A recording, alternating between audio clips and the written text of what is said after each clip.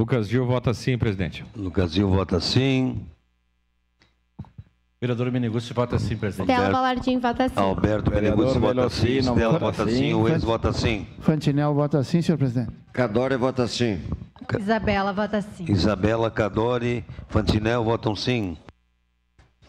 Rafael Bueno, como vota? Clóvis Xuxa vota sim. Juliano Valim vota sim. Tatiane Frisso, como vota?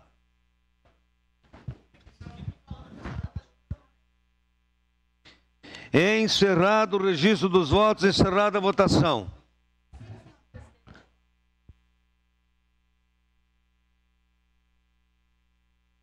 Tem que refazer? Voto sim, senhor presidente. Conseguiu. Então, Tatiane Frisso.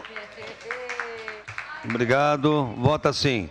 Projeto de lei 161, 2023.